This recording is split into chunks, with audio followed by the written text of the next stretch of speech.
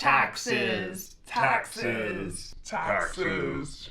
Taxes. Taxes. Today we're going to be talking about everybody's favorite topic, taxes. Yeah, no one likes taxes, and today specifically we're going to be talking about capital gains. I'm Mel. I'm Dave. And we're the Investor Couple. On this channel, we teach regular people just like you the secrets to time freedom, location freedom, and financial freedom through real estate investing. We release new videos every single week, so make sure to subscribe and hit the bell to be notified so you don't miss out when we drop a video. In today's video, we're going to explain what capital gains are, we're going to give you some stats, and make sure to stay right till the end because we're going to be heading over to the whiteboard. We're going to be breaking down a couple of different scenarios on the whiteboard like Mel just said. These are going to show how the different rates in capital gains affect you as a real estate investor. And we're also going to talk about speculation as to where the capital gains amount will be going. Capital gains, like we said, today is going to be all about that. And this is something that is not actually that old. Prior to 1972 in Canada, it didn't even exist. So this is something that, again, people think that have always been there, but prior to 1972, we didn't have to pay it. I'm going to hit you up with some stats here, but before we do, a little disclaimer, we are not CPAs or lawyers. Let's dig into it. So from 1972 to 1988, the capital gains was 50%. From 1988 to 1989, they were 66%. From 1990 to 99, it was 75%. And from 2001 on, 50%. Let's start off by explaining what capital gains are. Let's use an example of $100,000. With this example of $100,000, let's apply the capital gains to it, okay? So with $100,000 in today, right, we're in 2021, capital gains is 50% inclusion, all right? So that $100,000, you would basically get taxed on 50% of that. Again, this is why we use easy numbers. So $50,000 is the amount that you would get taxed on. Take that $50,000 away from that $100,000, and this is the portion that you're going to get taxed on. If you are in, let's say, the 50% tax bracket, so on that $50,000, your tax bill will be $25,000. With that $100,000 that's subject to capital gains, 50% of that, $50K, and then 50% of that, $25,000. So this is a really quick and dirty way of looking at how the government calculates its capital gains on the sale of real estate. If you're wondering how we got this $100,000, this is how we calculate it. For example, let's say we purchased the asset for $500,000. 5 years down the road, the market has gone up, the building has appreciated, and now we sell it for $600,000. That's where we got the $100,000. Now, this is, again, for example purposes. In reality, you would be able to adjust your purchase price. You would add on all of the closing costs, all of the realtor fees, broker fees, anything like that to make your price higher, and also anything capital allowance that you've put into it, like let's say a roof or any other major upgrades that is not a yearly or maintenance type issue, that would also come into play when you're calculating your capital gains. But again, we're not accountants, we're not lawyers.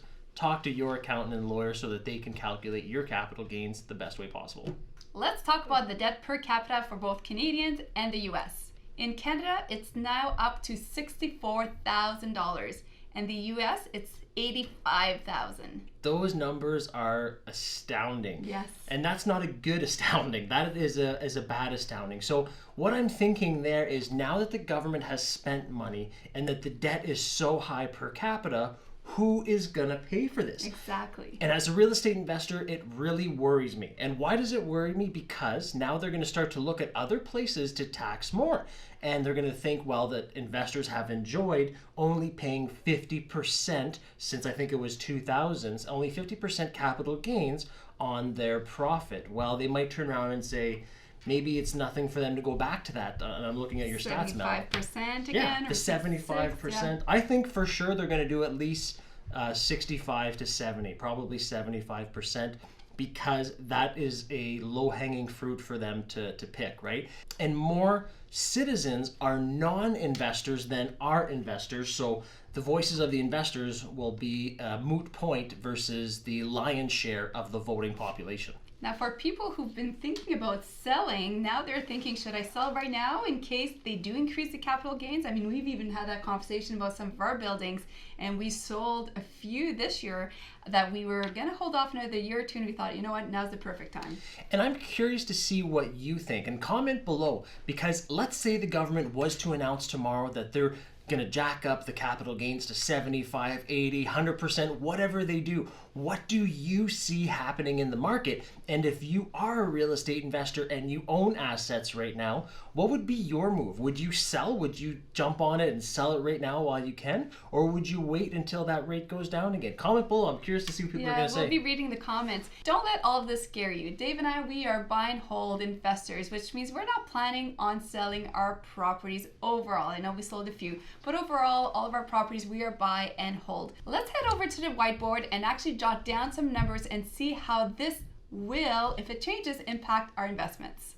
Let's break down the deal on the whiteboard, but before we do, if you like it when we break down deals, make sure to give us a like. Let's start off with today's example with $1 million profit. Yes, so let's take that $1 million profit and let's use today's capital gain rate of 50%. So 50% is what is the inclusion, which will be on $1 million, 50%, $500,000. Now on that $500,000, let's do something very easy. Let's say this is at the highest tax rate, and let's say that highest tax rate is 50%. So now you would take the $500,000, which is your 50% inclusion, right? And do 50% of that, which is $250,000. Now, in today's scenario, as a real estate investor, if you sell a building for a profit of $1 million, this is typically what you'll be, and again, this is general, this is typically what you would be paying in capital gains if this exact scenario was to play out. Example number 2, once again, with a profit of $1 million. So let's say the government increases it to 75% inclusion on your capital gains. So let's play this one out, okay? So on $1 million, 75%, $750,000, right? $750,000.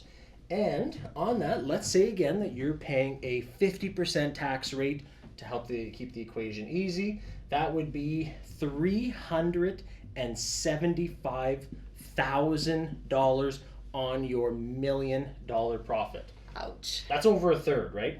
That's a lot of money.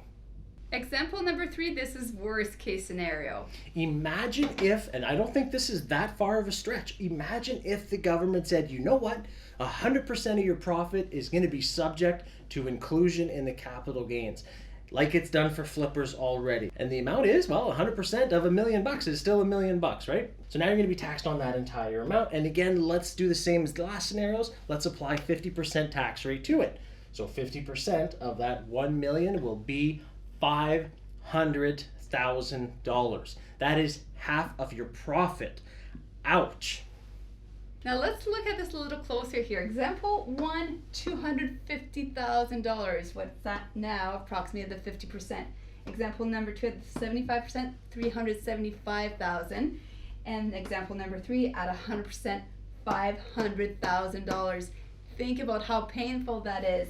This is double the amount for the same profit.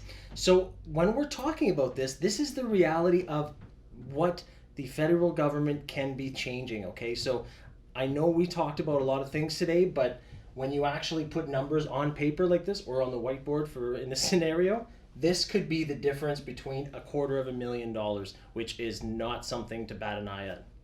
Now back to the studio. Now that we're back in the studio, hopefully you enjoyed those examples on the whiteboard. What's going to be really important with these potential changes is to know how to put a deal together. So make sure to check out this next video.